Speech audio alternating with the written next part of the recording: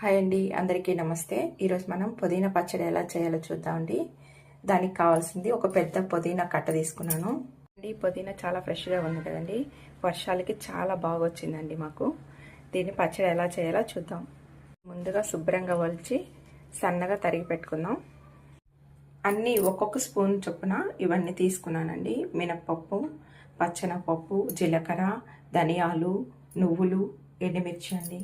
ఒక నిమ్మకాయ సైజంతా చింతపండు, ఒక స్పూన్ ఉప్పు, 4 చిన్న టమాటాలు.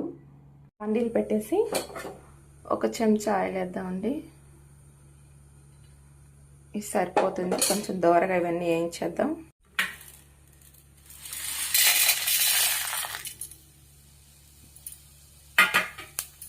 చింతపండు నానబెట్టేసుకోవాలి ముందుగా. ఇవి దోరగా అయ్యాయి కదండి. ఇప్పుడే నువ్వులు వేసాను, ఎందుకంటే ముందుగా వేస్తే మాడిపోతాయని. ఇది కొంచెం లైట్గా ఫ్రై అయిన తర్వాత తీసి పెట్టుకుందాం.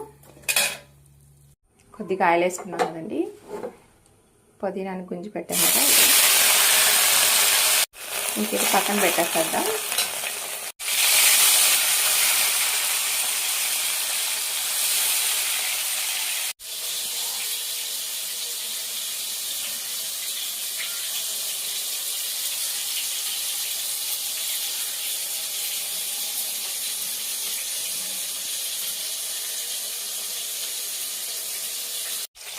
టమాటాలు మెత్తగా మగ్గిపోవాలి.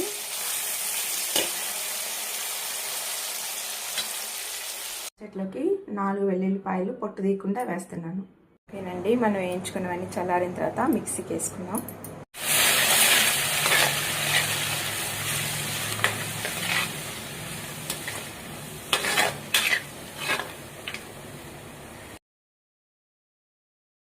ఓకేనండి, మన పుదీనా పచ్చడి రెడీ అయిపోయింది.